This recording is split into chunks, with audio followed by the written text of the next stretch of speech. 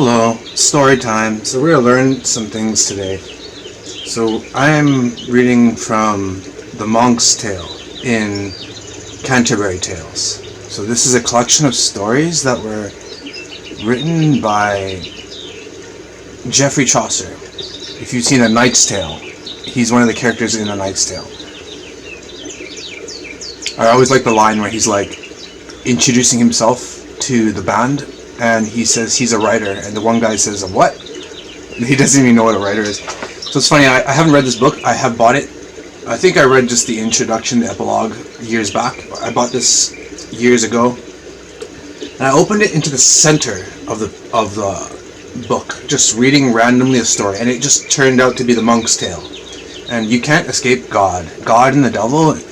Wherever you go in this world, you're always going to hear about God and the devil.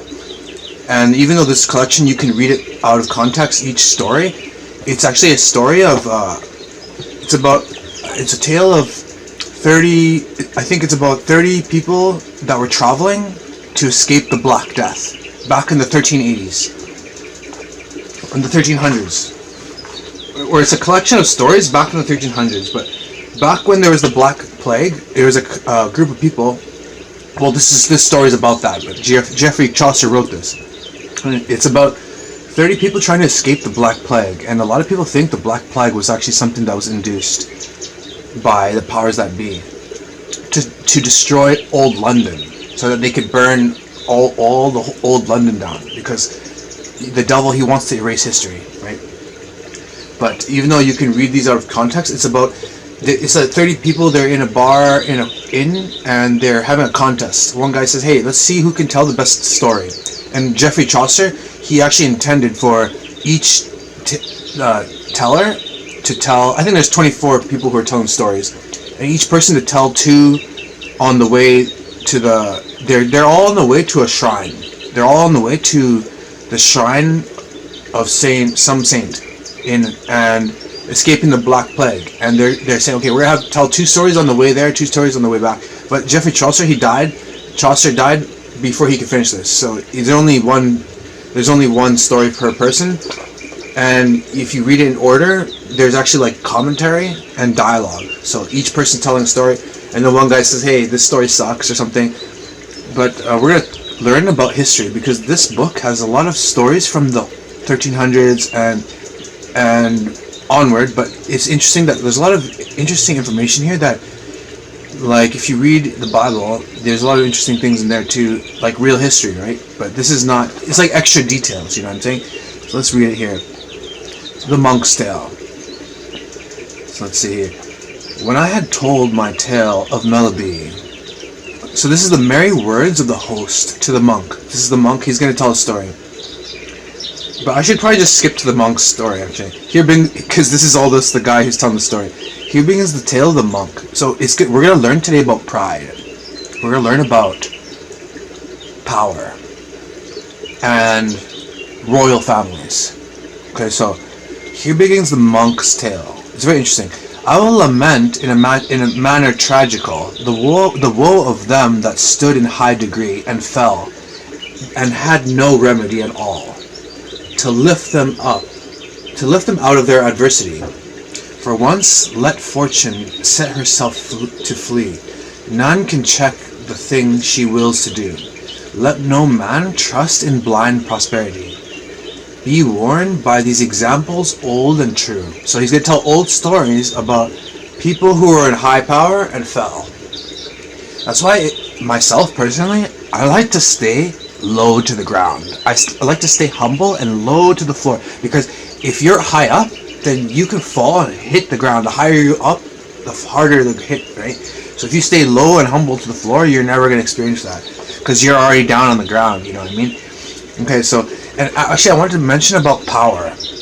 We're going to read this together, and you're going to see that the people who control the world, they're actually slaves. They're actually a slave to power, and they don't even know it. Okay, so let's see. Lucifer. It's interesting. He mentions my fucking enemy right away with Lucifer. I don't like to even call him that by his name. Let's just call him Satan, because he doesn't deserve to be called by his original name. With Satan, though he was not a man, but angel of the Lord, I will begin. For he, though fortune never did nor can harm an angel, fell because of sin, down to hell and lieth still therein. O Lucifer, angel most bright of all, now thou art Satan, thou that canst never win, from misery that followed on thy fall. You know, there's a game that I played called Fallout, and when you are playing that game, you're our character and you're controlling. You know, you can collect. You're trying to get your character stronger. It's an RPG. You're shooting enemies, but essentially, there's a skill book you can find. It's called Paradise Falls. Paradise Falls. Essentially, it's a story about. I kid you not. I think the devil, he inspired someone to write his side of the story. So if you read Paradise Falls, the full book, you actually get the devil's side of the story. And there's actually a lot of interesting facts. Like, example, when he fell, like there's some things that are interesting. I know that we live in a realm. And essentially, in the story, in the Paradise Falls, it says he likes to walk on the sun because it reminds him of heaven, because heaven was pure light, and he likes to walk on the sun because it reminds him of what he lost. Essentially, he's not in underground. He's actually doing his work. Actually, there's one YouTuber, he actually has a theory that he thinks he's actually one of the stars in the sky, the brightest star in the sky, and the one that's the morning star, right? Just like in the Bible, it says the morning star. Essentially, if you think about it, you're the most perfect being created, and then God makes the angels, right? And you're managing everything, and then he makes humans. He makes mankind, and they're supposed to be better, more powerful, just haven't realized, not unlocked, right? Their potential, and they fell, right? They have to learn their lesson first. They have to learn about good and evil, right? Because that's what we have to do. Life is about experiencing life and rejecting evil, and learning about God and coming close to him and having a relationship with him through Jesus Christ and accepting him. That's my opinion.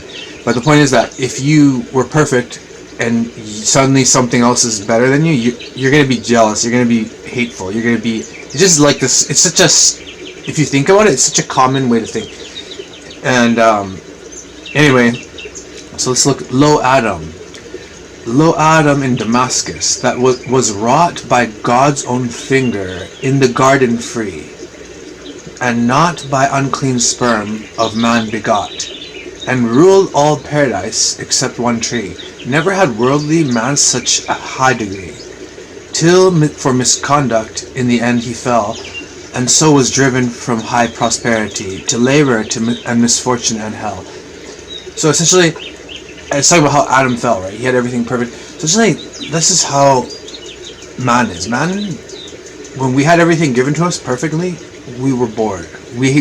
Adam was theoretically living up in there for 60 to 100 years in the Garden of Eden, you know, tending to the garden with Eve, right? He was pre-programmed by God. He was made already mature from the clay and dust of the earth. He could already speak. He already could speak and understand. He actually was the one naming things right away. So he was incredibly intelligent. So Adam and Eve had knowledge of a lot of things, of how to craft, the knowledge of probably plants and properties of metals, and they could probably craft basic things, and you know, all the basic things that weren't forbidden evil knowledge, right? They probably had knowledge of mathematics, astronomy. They knew about the stars. They knew about how to build stuff, you know, architecture, essentially. But they didn't have to do any of that stuff. They had to build anything because everything was already perfect. There was nothing to harm them in the garden. No thorns. The animals were not eating each other. But then when they ate from the fruit of knowledge of good and evil, then God had to kick them out into the sinful, cursed land. He cursed them for their own good, right? Because they knew evil, and if they didn't die, they would live forever and continually do evil and suffer forever. So he cursed the ground for our sake, so that we could work and toil on the ground, working for our food, working for our everything. Because if we weren't working, we would be getting into evil theme. We were getting busy into doing evil. And the devil, he's either Polaris, Saturn, or he's either Polaris, Saturn, or Jupiter. He's one of those motherfuckers, and he's up there, and he's in the highest part of the sky, and he's the one who's the brightest, and he wants everyone to look up at him and, oh my God, he's so amazing, because the stars are angels. Okay, now listen to this one. Samson. Samson was a strong man in the Bible.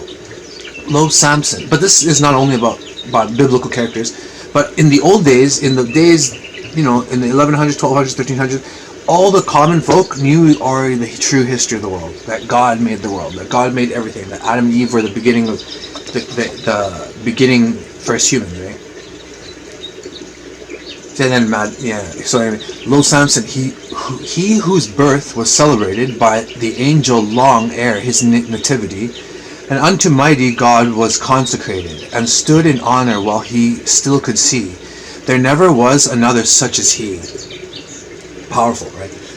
There never was, to speak of strength and of courageousness, but to his wives he secretly foolishly he told and slew himself in great distress. Samson, this hero strong and great of heart, all weaponless, save for his hands that day, the dreadful lion slew and tore apart. He tore apart a lion with his bare hands. That's how powerful he was. He literally just grabbed a lion and ripped it apart with his hands. That's how powerful he was. And so you're gonna learn a lot about. You're gonna learn some wisdom here, knowledge. As to his wedding forth, he went his way. His false wife could so subtly please and pray, that thus she won his secret. Then untrue turned to his foes his counsel to betray, and she forsook him and was wed anew. So she already married someone else. Wow. 300 foxes Samson caught in ire, and bound to's the tails of all the band. Then he set the foxes' tails on fire. I don't know why he did that. To every pair he tied burning brand, and they burned all grain within the land. The vines and olives he slew. It came to pass, 1,000 men was nothing in his hand. For weapon, I see what. So he actually caught foxes, lit their tails on fire, and let them loose in his enemy's land, and they damaged all the crops. That's what that means. Crazy. 1,000 men with nothing in his hand. So he was actually intelligent too. For weapon, but the jawbone of an ass. So he used the jawbone of an ass as a weapon to kill people. That's so crazy. He had so great a thirst when they were slain, he was nigh lost, and he began to pray that God would have some pity on his pain. So he actually felt guilty from the bloodshed, from all the things he experienced. It's to send him drink, or he must pass away. Then from dry bone of asses that day, out of molar gushed a spring indeed, from which he drank his fill. Thus God, I say, succored him, as judges ye may read. So essentially, I guess God, he provided a spring of alcohol for him to appease him, his pain. Interesting. See, it says in Judges that you may read this. I haven't read Judges yet. Judges is one of those boring ones. It's talking about, this person had their son, and this son is saying the name and the lineage. Okay, this Samson never drank a drop. Hang on. By Gaza. Interesting how they say Gaza, right? This is all history, and this is why things are happening still there, because this is a spiritual war, right? By Gaza once at night, despite the bands of Philistines that called him enemy, he tore the gates off with his hands. So he was so powerful, he ripped the gates, steel gates from their stronghold, and bore them upon his back, and he set them on a hill so that they could all see how humiliation. He could walk in any time. He ripped off their gates and put it on a hill. Almighty Samson, noble, loved, and dear. So he was a noble person too. Hast thou not told thy secrets foolishly to women? None had ever been thy peer. So no one would have ever been able to beat him if he just didn't open his mouth. This Samson never drank a drop of wine, nor razor ever touched his head, nor shear. By precept of messenger divine, for his locks did all his strength inhere. In fully 20 winters, year by year, in Israel he had all the rule of. So he ruled for 20 years. Wow.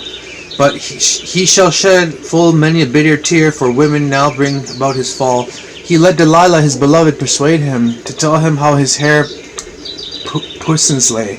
So he told, and falsely his foeman she betrayed him. He told her that his hair was the secret of his strength. So she cut them as he slept. She clipped or sheared his tresses all away, and let his foeman thus his strength apprise. And when they found him in this sad array, they bound him fast and put out both his eyes. Before the shears had shorn his locks away, there were no bonds that could ever fit him. So they couldn't even fit him with any bonds, could fetter him or bind. Now in a prison cave he had to stay, and turn a mill his foeman's grain to grind. O noble Samson, strongest of mankind, once thou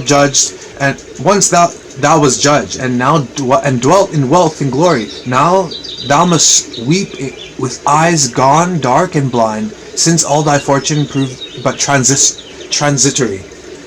Changes, transit. So it's teaching, this story is teaching that luck is not forever, and that life is seasons. God is always teaching in the Bible, in the good book, that life is seasons. Your season is hard now, but it won't always be. Have faith in God's promise. That's why God, He never forsook the Israelites. He's always going to support them, no matter what, because God, He loves them unconditionally. He wants them to come back to Him, because they are worshiping false gods. Well, the evil ones, at least. And essentially, He wants them, because they're doing human sacrifice, right? Child sacrifice and He wants them to come to them, but He won't break His promise, because He's God. Let's see here. And the Jewish people have their own. I'm going to make a video explaining about their role in reality. So before we World War III them, right? Just chill out, guys, and I'll explain. Because the Muslims and Christians are going to attack the Jewish people in World War III, but we're going to stop World War III. I'll explain it in one episode soon. Okay, so let's see here.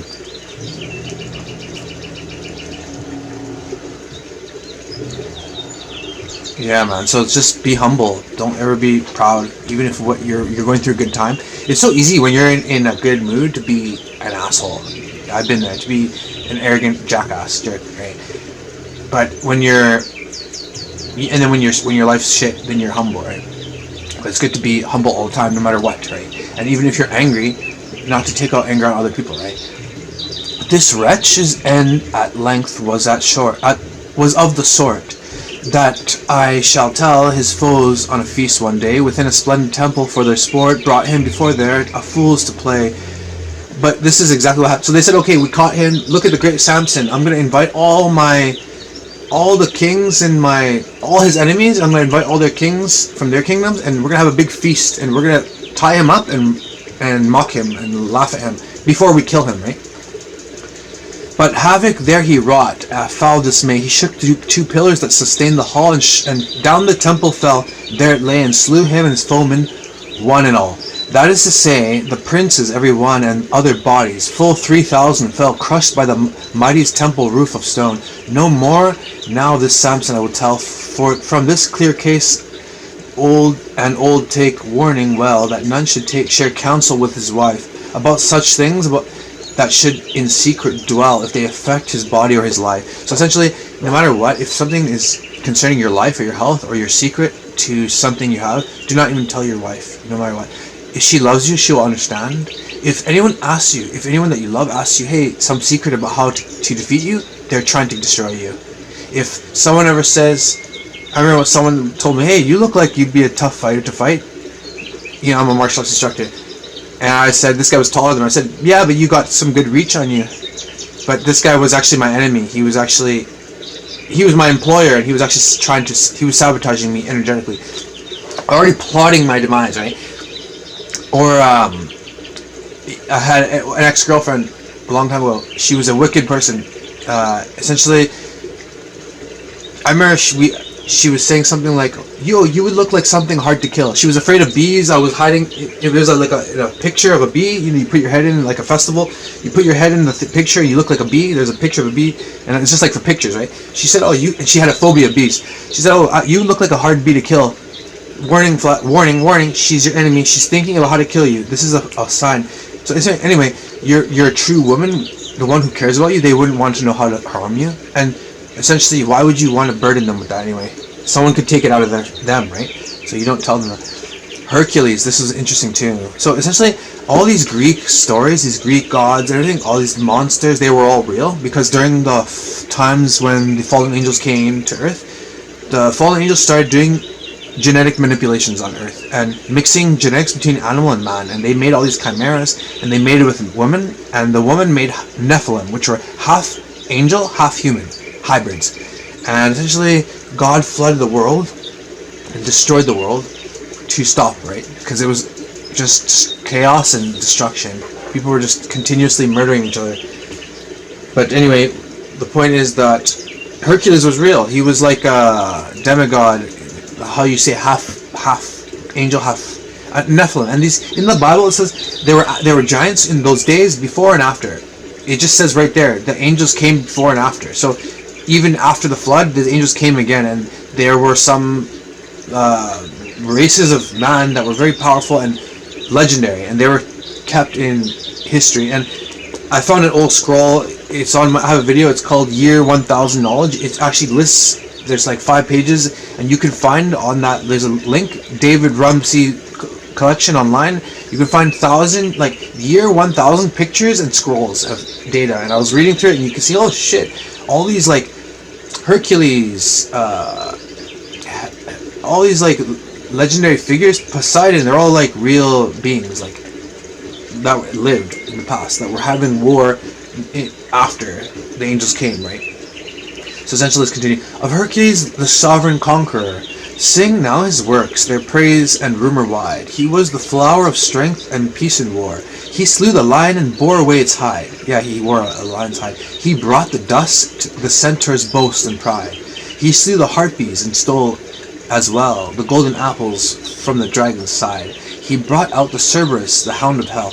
No, I don't know how much of this is accurate. Of course, some of this can be just, exaggerated, right? But who knows how much is real. But I like to lean on more real, because why would people make up nonsense, right? If it's and we remember it, right? Why would people remember it? Busiris, harsh and tyrannous, he slew. Remember everything. There's truth in everything.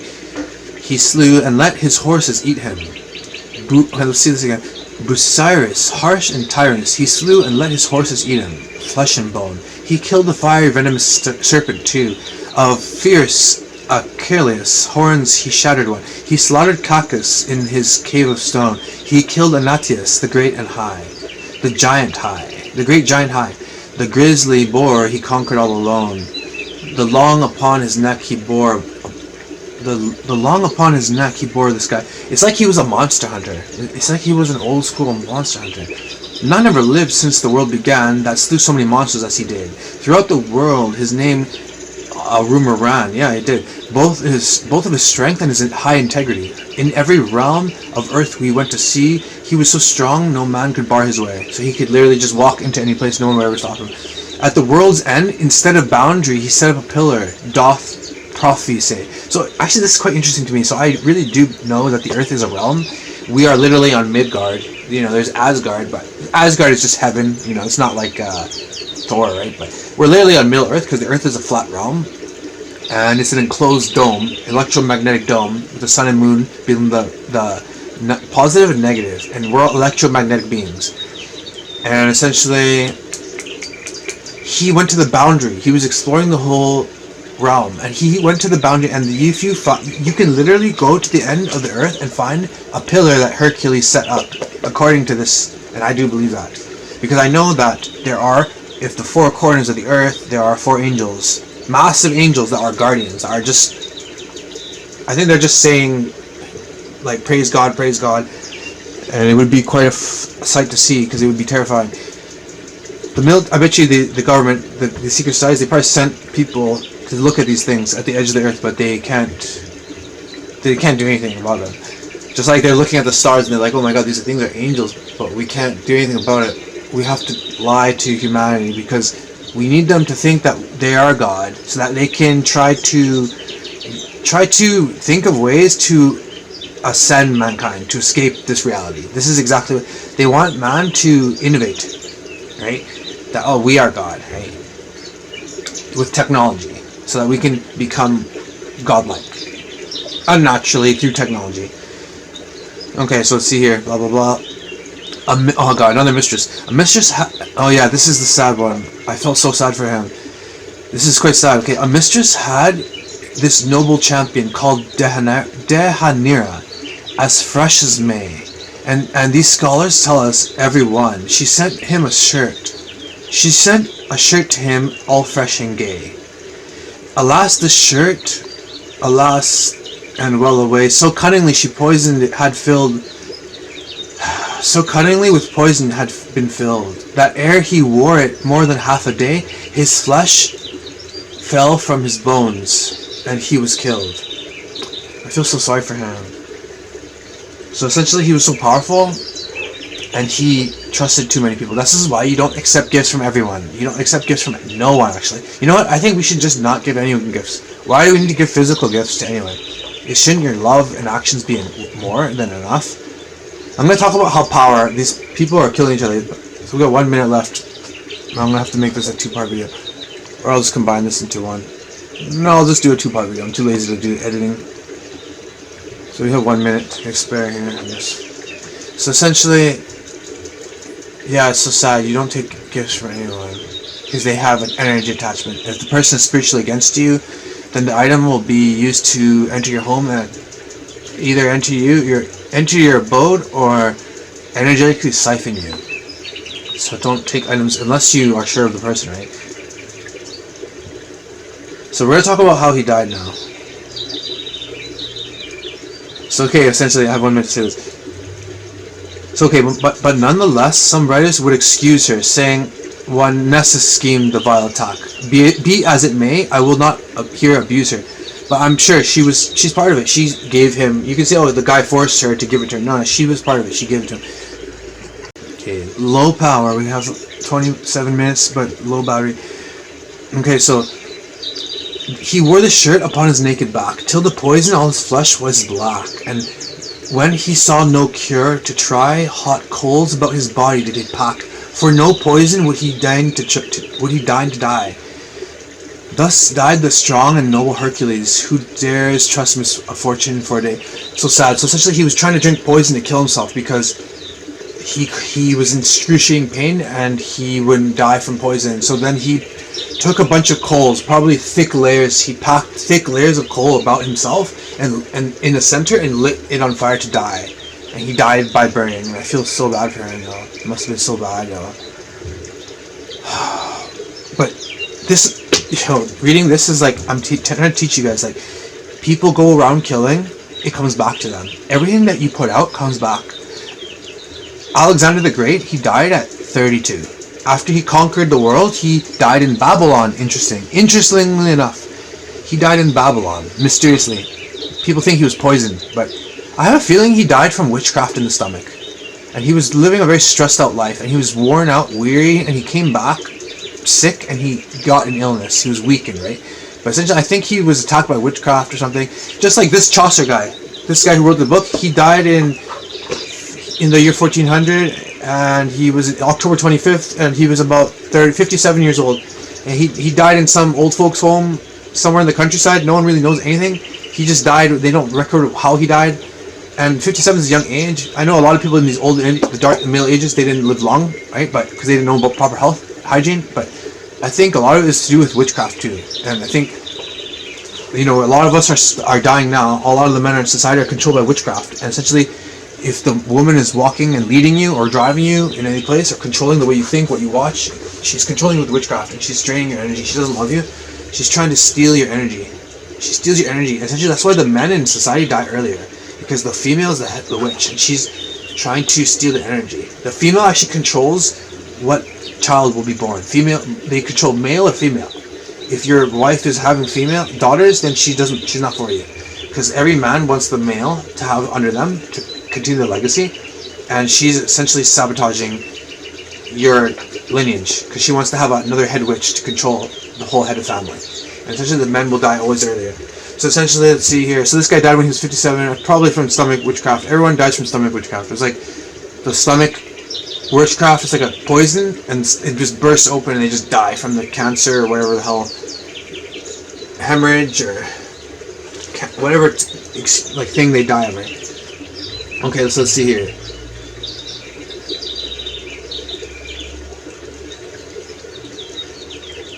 So who dares to trust fortune for a day? It's so interesting. When you read the Bible, it actually gives, male-female attachments to certain spirits. Like the ocean is a female, according to the Bible. So I really believe that there are spirits that God, He essentially assigned to govern certain things. Like there's a spirit who governs the wind. There's a spirit who governs the rain. There's a spirit who controls, like the sun and the moon are actually conscious. All the stars are conscious. But these occultists, they start worshipping the wrong thing, not the one God. Well, they believe He's not even the real God in the first place. But let's continue. So, fortune is a female. Who dare trust the fortune for a day? For he who leads the world as he may please, before he knows it, goes downward way. So as soon as you're prideful, as soon as you're arrogant and prideful, that's when it's happened to me before. You think, oh, you're a tough fighter, and you meet some random person who's stronger than you. What the fuck? It's always going to happen like that. So you have to stay humble. And when you're humble, you learn. You can learn from many people and you get more powerful because you can learn from a lot of people and get information. So see, before he who knows it, wise is the man who knows himself. I say, be aware. When fortune wishes to deceive, she waits her time to strike and takes her prey in such a way he would least believe. Nebuchadnezzar, right, the king of Babylon, the precious treasure and the mighty throne, the glorious scepter, royal majesty, the Nebuchadnezzar wielded of his own. The tongue can scarce describe them fittingly. Twice conqueror of Jerusalem he was, and took away the temple vessels. He went. He destroyed Jerusalem and captured the Jewish people, and took them away to Babylon. And that's where they learned all their occult knowledge, from Babylon.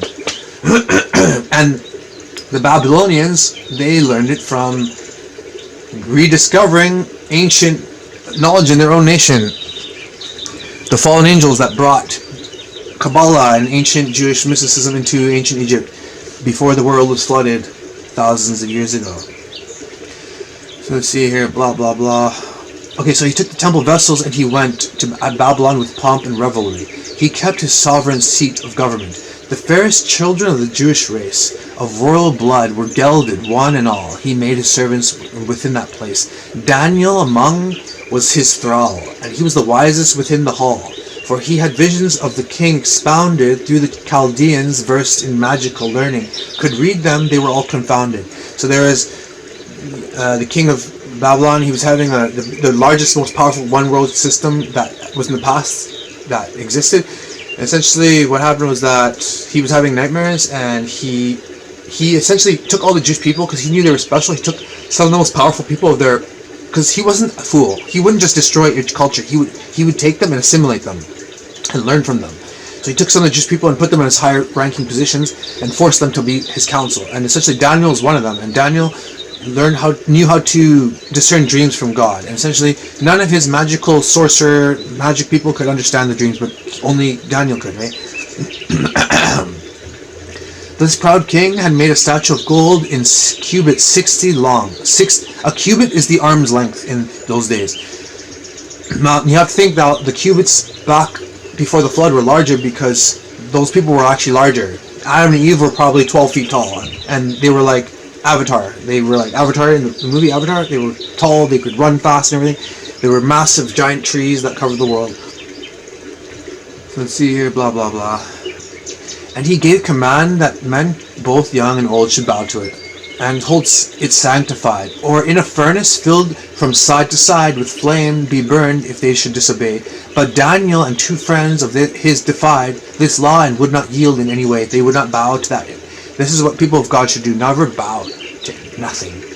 Nothing that's not God. The King of Kings, in pride of high elation, thought now that God, who sits in majesty, could not bereave him of his lofty station.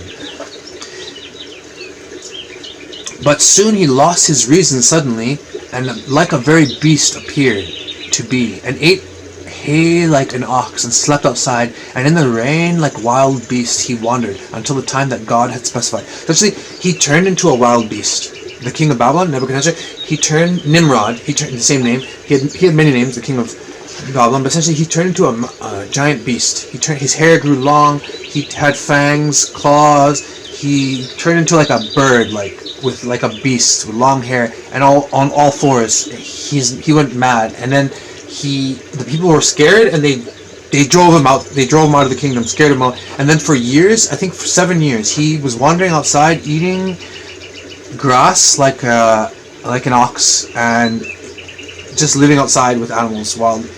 And then God said, okay, that's enough. And then eventually let's see, okay. Like an eagle's feathers grew his hair, his nails like wild birds' talons did appear, until at last God was resolved to spare this king, and gave him wit and many a tear. He shed in thanks, and lived his life in fear, to trespass more or sin against the right, until the time had they laid him on his bier. He knew that God was full of grace and might. So essentially God turned him back into a human. And from that day, he got his knee, and he bowed down to God. He said, you are the one true God. And he lifted up Daniel in a higher position, and he put Daniel to govern over some nations, I think. And yeah, he was a believer. And even the evil king of Babylon is going to be saved, believe it or not. All the souls are resting right now. Look at this picture. Cool, right? I love this book. It has an old school. Definitely worth it. I have a lot of books. Like I have the first book I ever bought. I read the Harry Potter books, right? First book. The first other book I bought my own was Socrates' Philosophical Dialogues, and I only read like the first 30%, and I think that was kind of what like made me start thinking philosophical when I was younger, right? Like questioning things, because that's what Socrates was about. Questioning things. Essentially, Socrates is very interesting. He was the teacher. He had very powerful teachers. Like I heard he had not so many, like not notable ones. Like his teachers were like Anaxagoras or something, some random philosophers, and then he was the teacher of Plato, and then Plato taught Aristotle, and Aristotle, he actually mentored Alexander the Great. It's so interesting how this knowledge is kind of trickling down to the elites. Because let's just face it, these people are all the elites, right? This is knowledge is secret, right? A lot of knowledge is secret, right? Until it kind of trickles down. But God, He gives a lot of it. He gives basically all the information freely in the Bible. But this is like the stories are from like second-hand accounts, so they're giving extra details that are quite interesting. Yeah, it's going to show that God is so merciful.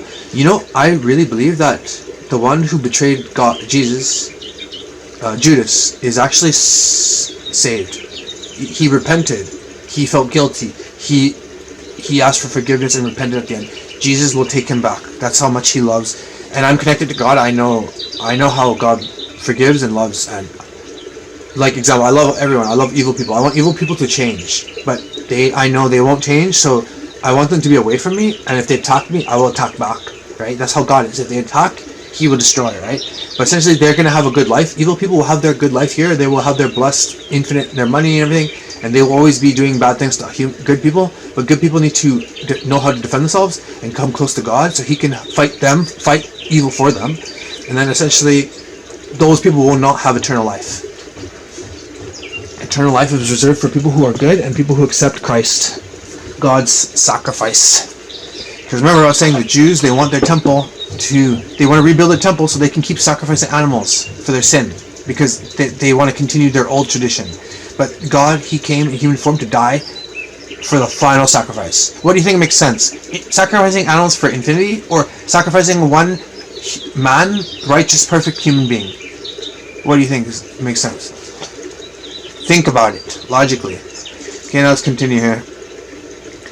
His son Belthazzar came to be the king, and held the reign after his father. So he's talking about his son, actually. Now, I remember reading about this in the Bible, and actually it's kind of giving more details. I actually feel guilty for him, but actually reading about him... Actually, no, I think it's someone else I'm thinking. Okay, so his son Belthazzar came to be king, and held the reign after his father's day. Yet from his father's fate could learn no thing. For a proud heart he was, and of display. So he didn't even... It's kind of makes sense. Sometimes when your father or your parent is super one way, you are the opposite, right? So he couldn't learn anything from his father. He was proud and arrogant, and ever to the heathen idols he would pray. So he would pray to false gods. His high position made him strong in pride. But fortune cast him down, and there he lay within his realm, beginning to divide. He made a feast to all the lords. About once a time he bade them merry be. And his officers began to shout, Go now and bring the vessels forth, said he, which my father in prosperity took from the temple in Jerusalem, and thank our gods for honor valiantly, won by our elders which we got of them. His wife and nobles and his concubines drank till their appetite was quenched at last. Out of those noble vessels, various wines, and on the wall, this king eyes upcast. So essentially what they did is they took the sacred objects from the temple and they put wine in them, the vessels, and they started drinking alcohol from their conquered enemies' holy relics. And then God got angry. So you ever hear the saying, the writing on the wall? Oh, there's the writing on the wall. Well, this is referencing to the story of the Bible, when a hand comes out and starts writing on the wall in front of the king and all his people, and all his royal people in the hall. So let's see here. His wife and nobles on the wall, this king's eyes upcast. He saw an armless hand there, writing fast, and fearing this, he shook inside full of sore. The hand was struck Belshazzar so aghast, wrote Mene, Tekel, Phares, and no more. So just those three, Mene, Tekel, Phares, and it means a translation here.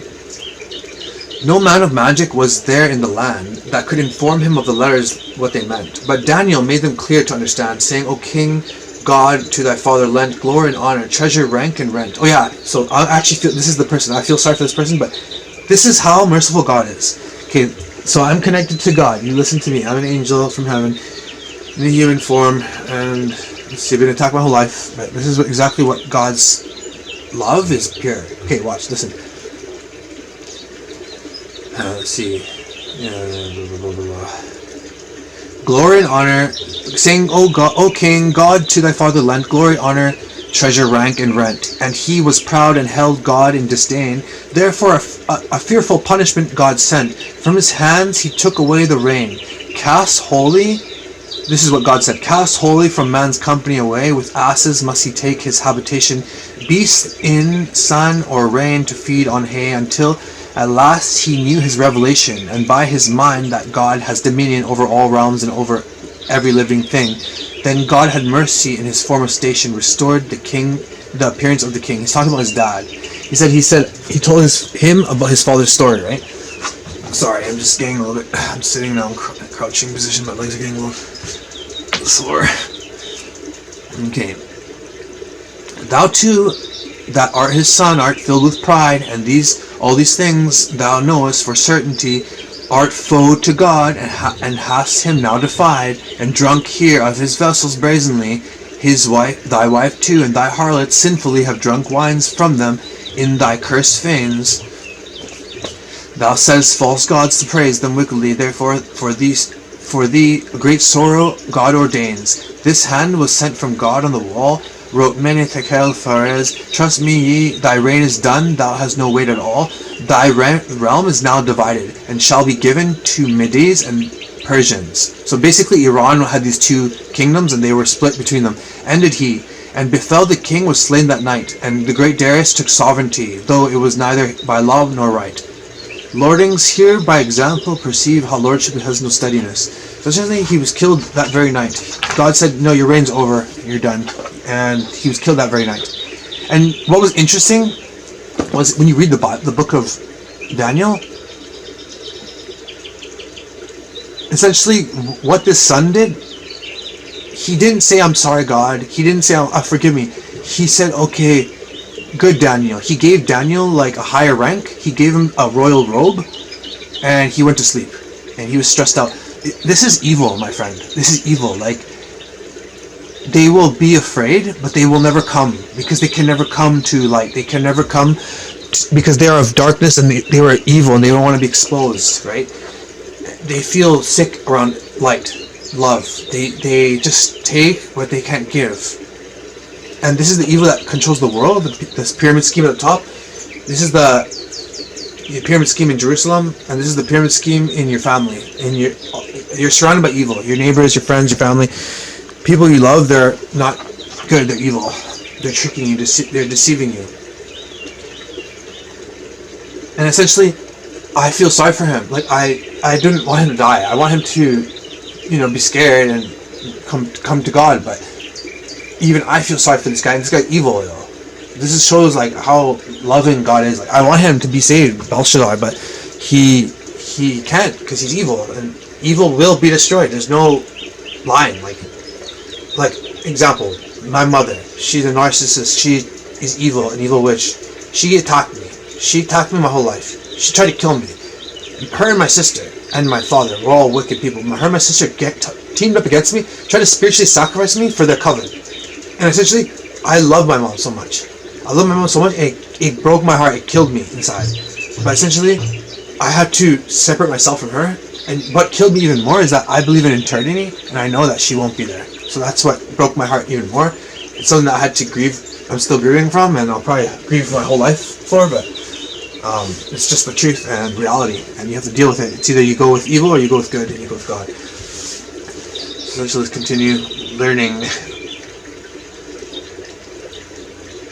Let's see. Okay, for fortune, when she decides to leave, takes from a man wealth, kingdom, and success, and friends as well. The greater with less, yes, right? The greater with the less. For all the friends and fortune gathers to one, turns foes beneath disaster, I should guess. This proverb is common and true. So essentially, the more you have, the more items and jewels and things you have, cars and things and women, people are going to be jealous and they're going to want to take you down. So it's good to be happy with less, right? Besides, these things are temporary and they're not going to come with you to the next realm, and also they don't make you happy. Anyway, you're oh, this is cool. Okay, I'm bored. Right? Next, right? I remember Kent Holman. He said, okay, he's another teacher. He teaches about, and he's a creationist teacher, Dr. Kent Holman. He teaches about creation science and how evolution is, there's no merit to it. But essentially, he says, what do you want when you have a fast car? You want a faster car. What do you want when you have more money? You want more money. What do you want when you have power? You want more power. So these people who control the world are a slave to power.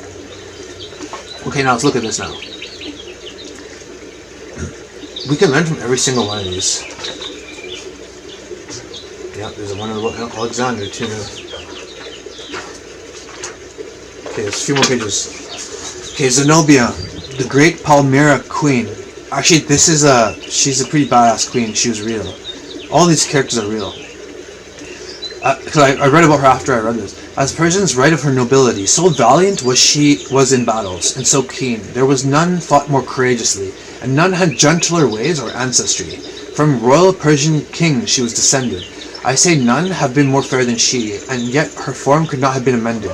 Even from childhood I find she fled the ways of women, the many fair wild heart. Through the forest way she tracked and shot dead. So she didn't want to be like a normal woman, like chase after like beauty and like wearing delicate stuff. She wanted to go out hunting. She wanted to go do manly things. She wanted to learn about war. Let's see. Through the forest she tracked it and shot it dead. As from her bow she sent a broad-winged dart. She was very good at archery. The fleetest quarry she would start and catch it, and when older she would kill lions and bears and rend their limbs apart. Wow, she was powerful too. With her hands subdue them at her will, to her will. She dared to seek the wild beasts in his lair, so she liked to seek for evil. You know, it's like for me, I'm a pure person, but I had to get a dark side, like a shadow side, and then like you have to build a defense, right, in this world, because say there's like evil demon, right, like a giant demon beast, like.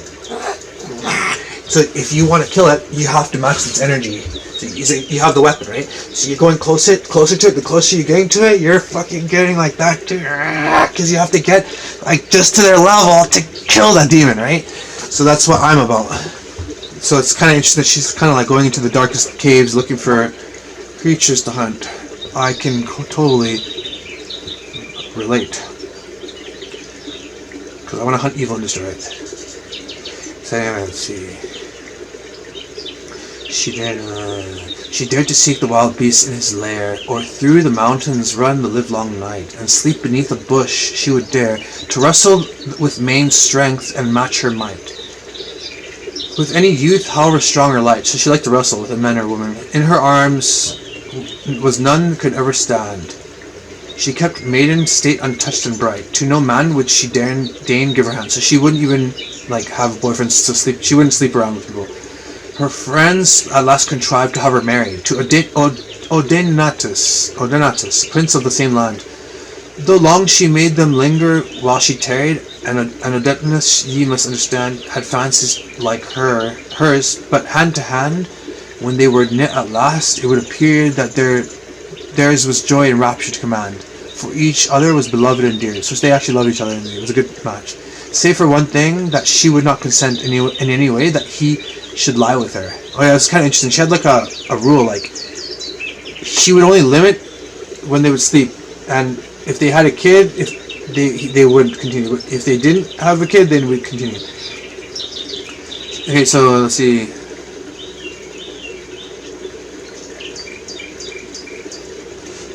Let's just skip this part. Well, let's read it all, right? Say for one thing, that she would not consent in any way she would lie with her, but at once she had set her clear intent to have a child, the world to multiply, and just as soon as she would well espy that she would not with child from that one act, then she would quickly let him gratify his passions one more times than one in fact. And if she were with child at first cast, then he would play no game further at that game. So actually, she has like respect for herself. She doesn't feel comfortable with a guy because she's so independent. She doesn't like a man just playing with her. But come on, I mean, women like to play too, right? Okay, blah blah. Until the space of 40 days had passed, then she would grant him once more to do the same. And this Odenatus, while the tame, he got no more of her, for thus she said, otherwise were it be lechery and shame for wives, and if men should play with them in bed. 2 sons this queen by Odenatus bore. He reared them well in books and virtuous ways. He taught them well, educated them well.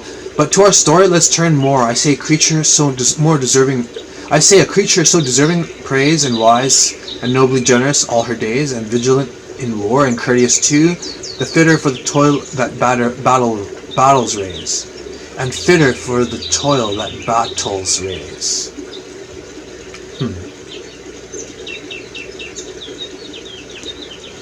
Fitter for the toil.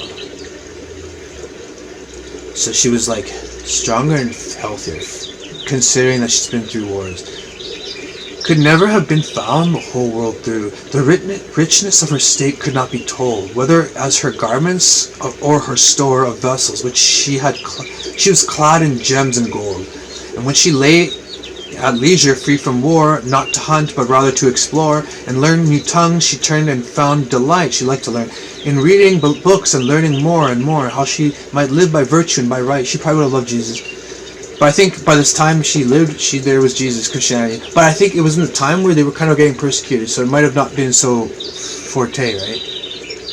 And thus, and to be brief, telling you this story, so daughtry was her husband, and was she, and in the Orient they swelled their glory with their lands they won, cities fair to see. They had controlled cities all far across the land, that they all had bowed beneath the majesty of Rome. Even Rome bowed to them, and strong of hand they held them fast, and never could their foemen make them flee, till Odenatus' days were last. So until the husband passed away. 40 seconds left. Let's do 3-part video.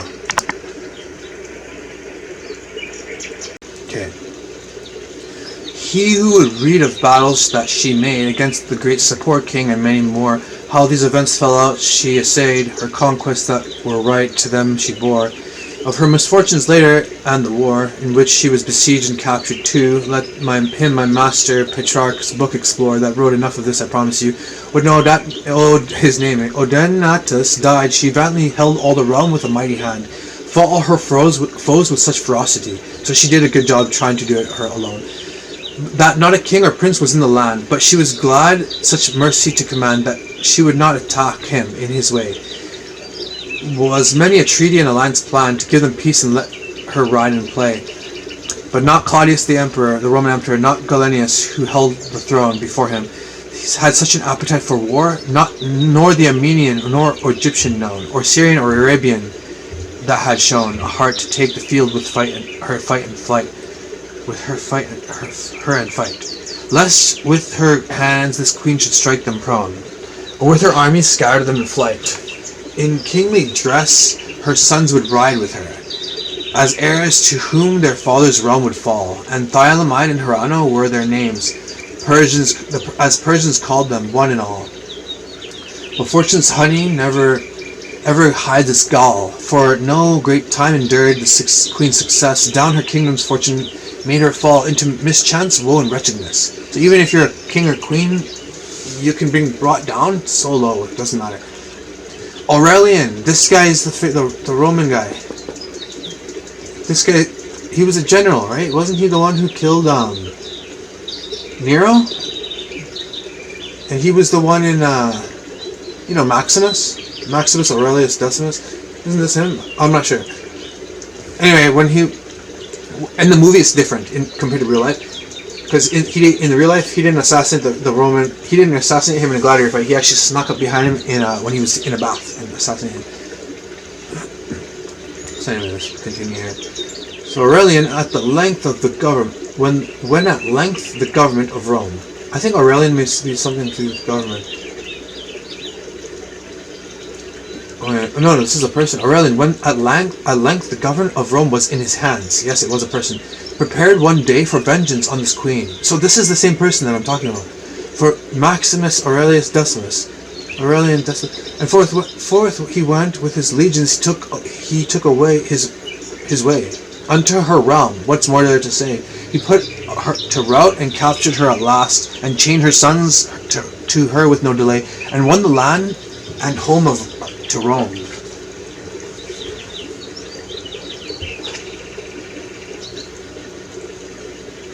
This is interesting. It's like a little piece of history, a little secret piece of history. Oh, here we go. He won the land and home to Rome he passed. So he took her prisoner. He marched in and just conquered her and took her and her sons chained prisoner. Among the other trophies that he won, her chair of gold and gems wrought splendidly. This mighty Romans Aurelian brought back to Rome for everyone to see, and this emperor's triumph walketh she, with gilded chains about her neck and crowned in a token of her former sovereignty, and all her jeweled garments richly gowned. Essentially, she was marched through the streets with all the people laughing. This is the one who was the queen, who was so strong, who did all this stuff. This is like how things can change so quickly to humble us. God always will come and humble you, or at least if you lived such a life like that, he's gonna want you to experience the other part of life, the shit part.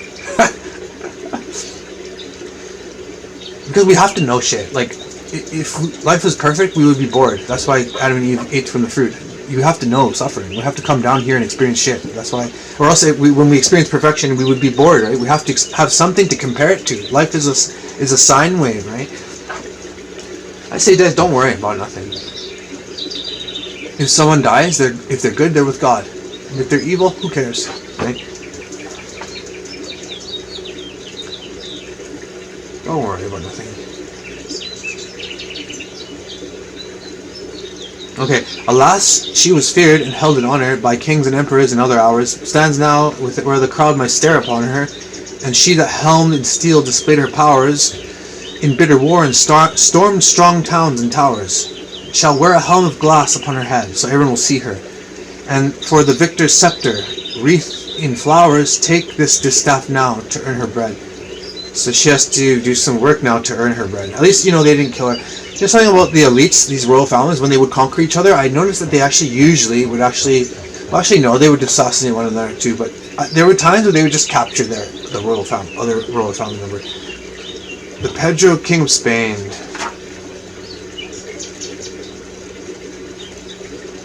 I think I'll just skip that one. And I'll skip Peter, King of Cyprus. It's just a short one. I'll skip Bernabo of Lombardy.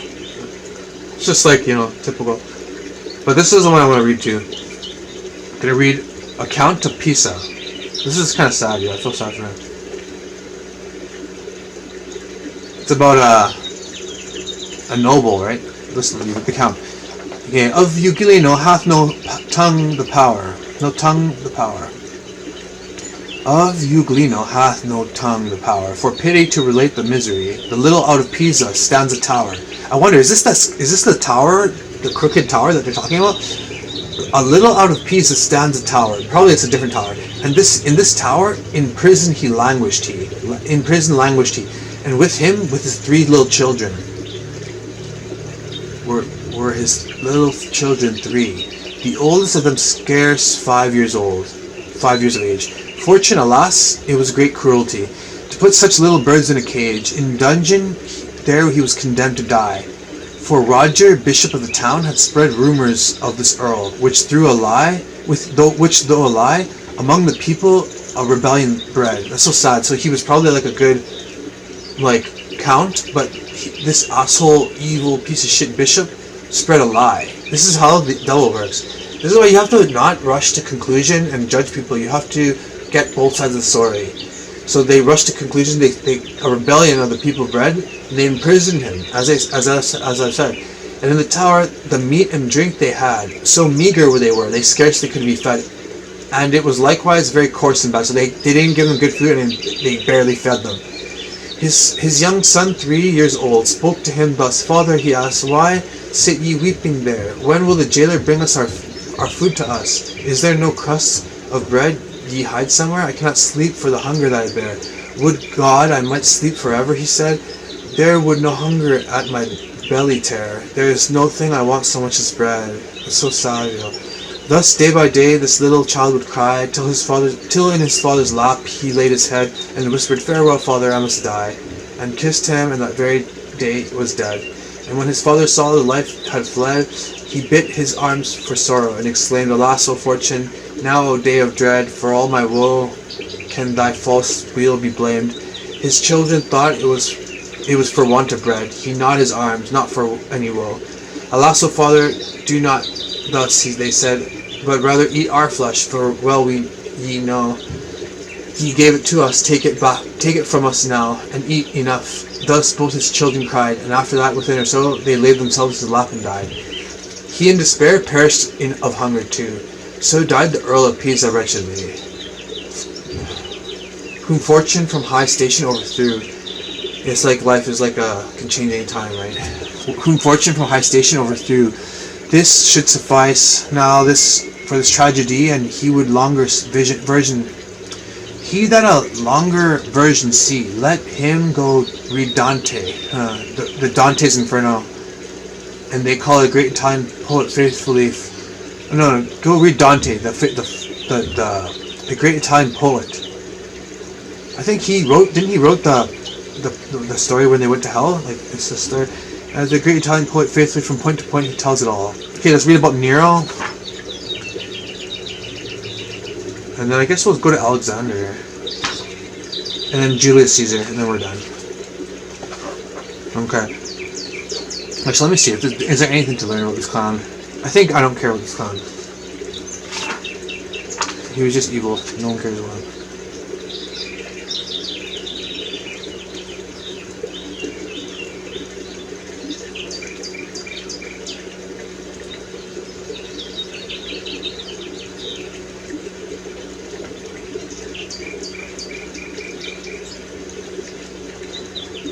Okay, let's read this one.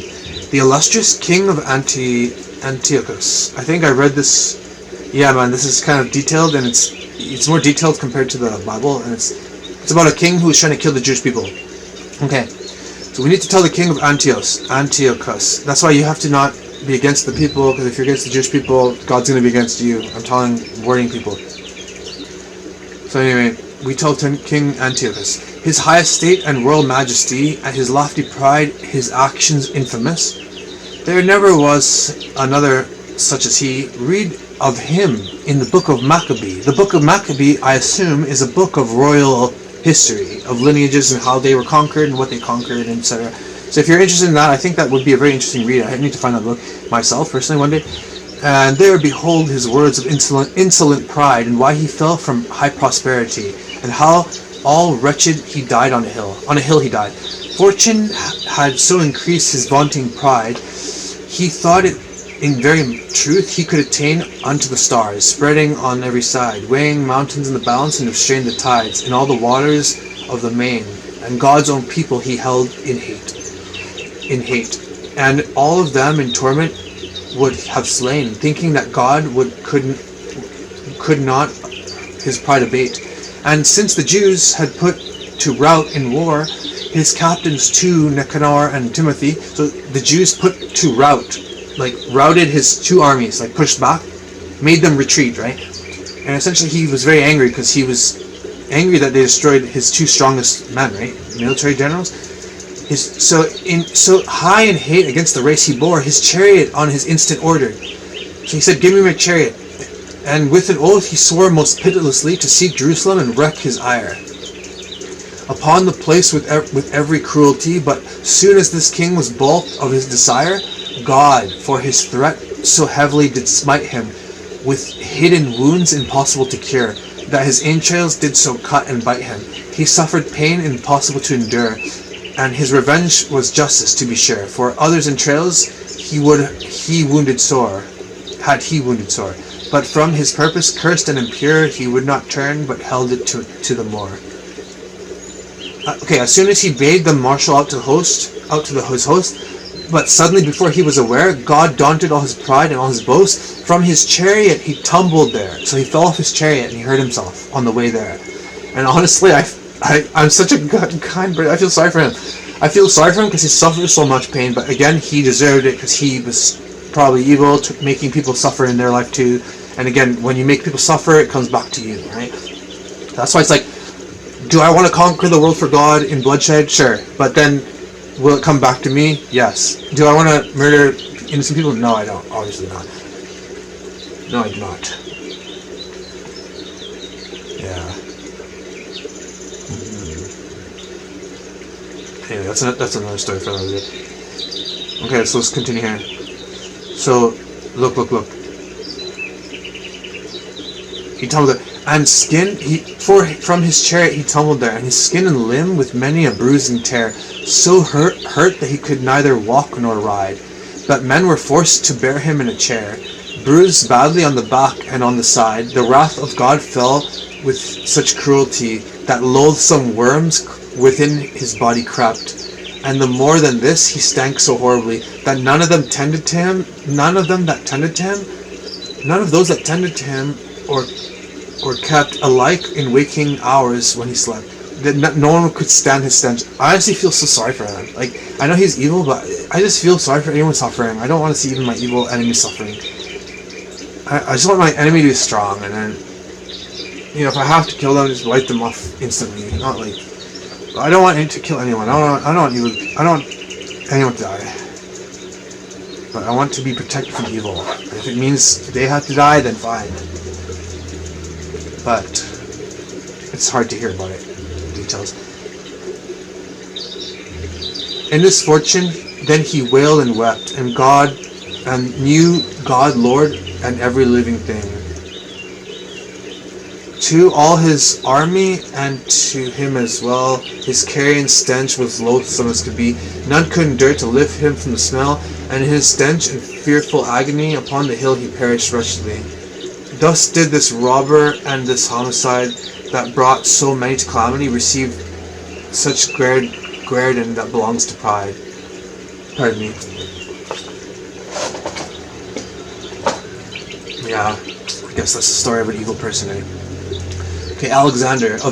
So widely known is Alexander's story that every man of education has heard a part, or at least all his glory. So if you've heard of some of him or all of him. And to be brief, all of this world's creation he won by force, and had such a reputation that kings to sue for peace were well content, for man and beast were held in subjugation. To the world's end, whatever way he went, no conqueror ever lived that could resemble or be compared with him in fame and power. For all the world with fear of him did tremble. Of knighthood and freedom was he flower. And fortune gave her honor as his dower, save wine and women nothing could assuage his lust for arms and toil for battle hour. So like a lion did his spirit rage. How could I praise him then, although I told of Darius and 100,000 more of kings and dukes, of earls and princes bold, he conquered, and that woe through him they bore. The world was his, as I've said before, as far as any man could walk or ride, to tell or write of knightly strength in war. I could not, though forever I tried. So he conquered the whole world. Right? 12 years he reigned, as they say in the Maccabees. Again, they mention that book. And he was Philip's son. Sorry, he was Philip. was Philip's son. And he was Philip's son that rose in the place from Macedon, and as the first king of Greece. He was basically Greek. O noble Alexander, what disgrace that thou shouldest ever stand in such a case. By thine own people poisoned must thou be. False fortune turns 6 into an ace, and yet she never shed a tear for thee. Who now shall give me tears for my lament over this high estate of nobleness, that swayed the world, and yet was not content with what could be no more, but still must press in lofty spirit flame for high success? Alas, now will help me execrate the poison and false fortune none the less, for two on whom I blame this woeful fate. But yeah, probably he was poisoned, right? But essentially the saying that he was never satisfied, that he was always trying to conquer, and nothing ever, it showed that nothing ever satisfies you on earth except for God, and God is love. And also, what else can I say? Oh yeah, it's interesting that after he died, his whole empire fell apart. So just one guy, dude, one guy, and as soon as he dies, none of his generals. It's like I heard that I was reading that he conquered so many people, and he developed so many powerful generals that they were also powerful, and they were all independent thinkers. So they were like, "Yo, I want to be powerful. I want to be the leader." So there was a 40-year war after this guy died, and his people were like fighting for 40 years. That's so crazy. But it's funny, like the empire wasn't sound. It wasn't grounded. It's like this Illuminati system. It's all based on a lie. So as soon as this truth, like I'm talking, as soon as everyone's starting to see the truth, this whole system will collapse. Their whole lie system will collapse. Now Julius Caesar, I'm just gonna say Julius Caesar. Julius Caesar straight up, he got stabbed to death. So we'll just make that short. So the point is, be humble and don't exalt yourself up, right? And realize that everyone around you has some truth, and every culture has truth, and I believe there's an absolute evil and absolute good, and the New Age Illuminati system wants you to accept one love, but that means accepting evil, and that's why evil is controlling the world. So back to what I was saying earlier, that the elites are a slave to power. Essentially, that I've noticed that these royal families, that their whole life is designed about maintaining power, taking other nations, taking over other families or whatever, taking more power, right? Maintaining power, taking control of more power, right? But it's just like a cycle. Like they're always chasing more and more power, And what does it matter when they just get assassinated? Their whole family bloodline gets wiped out.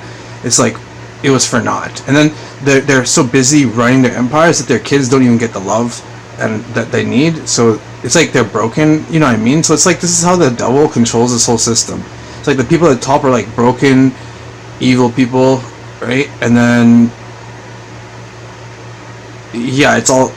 If the people who control the world are toxic, then it's like that's why the world's becoming toxic. You know, it's like a workplace. If your boss is toxic, then the whole workplace is toxic. It doesn't matter. It spreads to the coworkers, and then they're toxic too. So yeah, just stay humble and stay low to the ground.